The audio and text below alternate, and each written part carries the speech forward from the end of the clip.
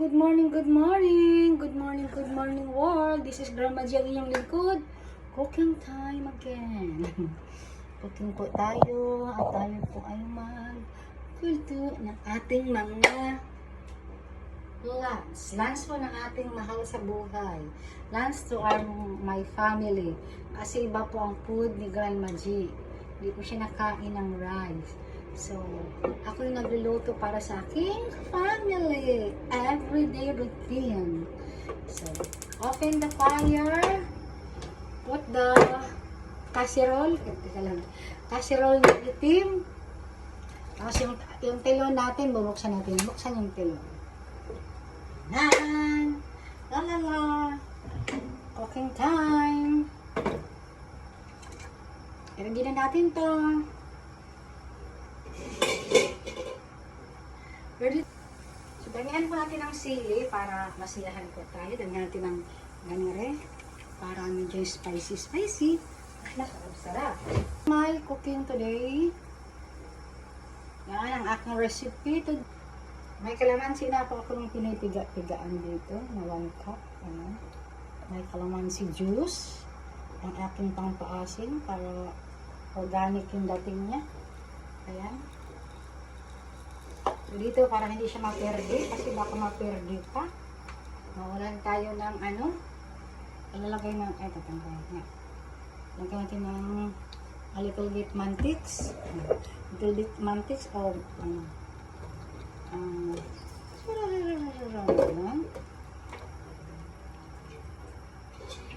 dahil nilagay ang sibuyas. Maraming sibuyas. Gisa-gisa na yung sibuyas niya. Nagbawas tayo, mag-decrease tayo ng ating fire to the rin.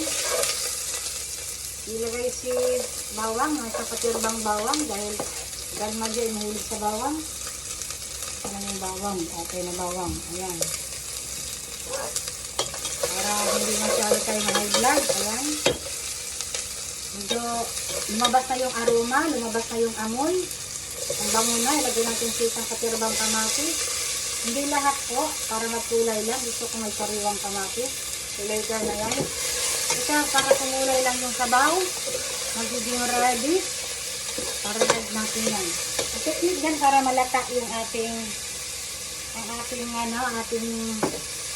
tomatoes. Para malata siya habang nalagay natin ng salt. Ayan, si salt, sa katirbang salt. Para malata yung ating madali siyang Ayan. Pag malata na po yan, good na. Ayan. Alam na natin kung anong isunod natin dyan. Kapantakan lang po yung ating tubig. Kasi kung parang malasa po siya dyan, hindi tayo maglalagay dito ng mga bitchin o anik-anik kasi kumakain ang ating warrior. Kumakain ang ating liver warrior. So, hindi natin siya lagyan ng bitchin or mga iba pang Siya ay isang organic. Kaya ang gamit ko po ay calamansi juice like this. Calamansi juice. Ayan, at piniga-pigaan ko. Kasi para sa ating warrior. Ganun po. So, mag-increase tayo ng fire to the rain. Para mabilis ang laban. Ayan, latak na po siya. Ayan, mabilis na siya malata. Ayan. Latak na siya. Dahil po yan sa alat. Dahil po yan sa asin. Yan pang technique dyan para masangkot sa mga buti. Ganun. Ayan. Sayawan natin para may pagmamahal. Yung cooking job. Yan. Pag-iluto na may pagmamahal para sa ating pamilya. Ayan. So, habang lata na, I put the water. This one, the water. Katamtaman lang water ilagay natin. Tapos pakuloyin natin yan. Hanggang magkulay ang ating tubig. Increase the fire to the drain para hindi kayo magtagal. Oh, look the water. Reddish na. Oh. Reddish na. Yan ang technique dyan. Tapos may iniwan akong sariwa para kainin natin ang sariwa. Yan. Sariwa na isasabay natin dito. Sabay natin dito para medyo sariwa pa siya. Lagyan ko natin siya nito. Hindi na po natin siya sana hiwain. Para hindi, ano, fire to the rain!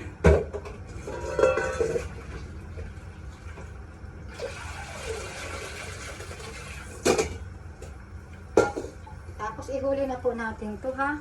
Kasi para hindi siya ano. Sabay na natin dito. Kaya lahat para hindi maanghangan. Maarte ng aking warrior. Si warrior lagi, si warrior. Ang aming ano, warrior lagi, warrior. Tapos ilagay na natin tong calamansi juice. Ayan. Nga natin kung gaano siya kaasim. Wala akong masasabi ang asim niya, in fairness. Asim po niya talaga. Sarap na sarap. Gustong-gusto ng warrior ko yan. Ayan. Galing po kasi siya sa maasim na gusto niya sa mga sinigang na maasim. Pwede na. Nagdagan pa natin na ang konting garite para medyo may sarap-sarap. At konting alat pa. Hindi pang alat, mga isang ganito. Ayan. Ayan. Unti lang. Ayan lang.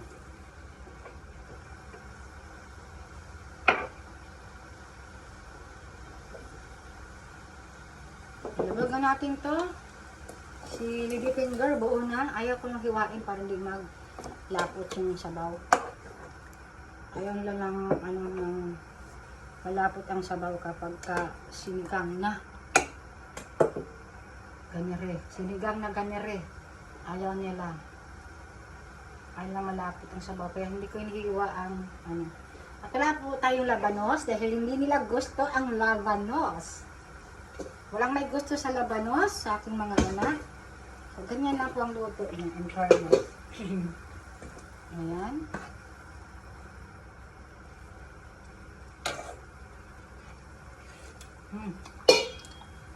Asim. Tamis, mukhang asim. Ayan. Atin ang ano. Enjoy for cooking. Ayan, lagay na natin si kangkong. Ano ba English sa kangkong, oy? Mag-comment naman kayo dyan sa aking mga videos kung ano man ang English sa kangkong. Kangkong paghihapon. English pa more. Ayan. So, si atay ay. Takbo natin konti ay.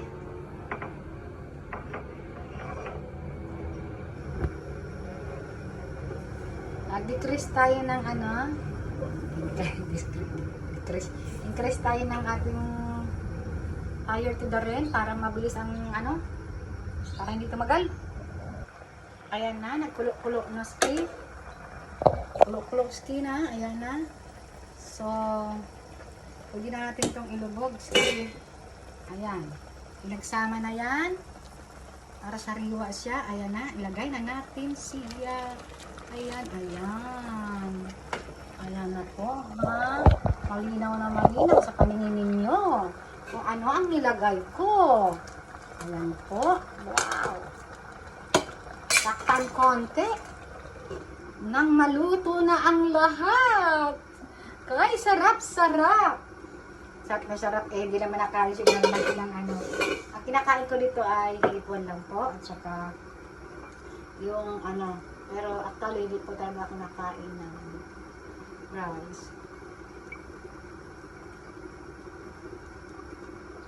Pero sad ko kasi kumakain ako ng bread dahil bread lover ako. Carbs pa rin. Kaya lang yan talaga ang way ng aking pagkain. Bread to the max. Hindi ako mahilig sa rice. Bread ako. Yan ang aking pagkain. Wow. So far. Mana natin yan. Later. Here we go again. Napakasimple lang na recipe. At napakadali lang po niya lutuin. So, later we go. Here we go again. Wow. So. Tikman natin.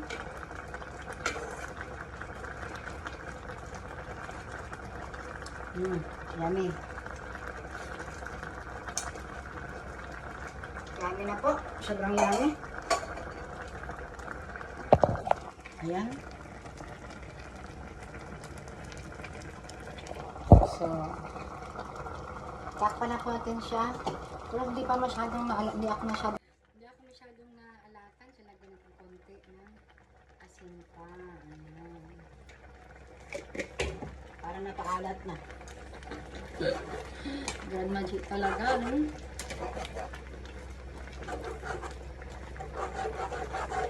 Ayan. Ayan. Tikman ulit.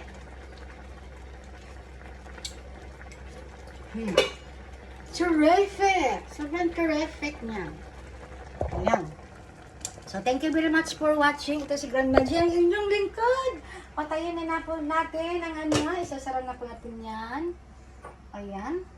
Tako i-kalamski. Ayan. Thank you very much for watching. See you on my next video. And like naman po and pa-heart sa aking mga videos. This is Grandma G, ang inyong lingkod. Maraming salamat sa inyo. Bye-bye.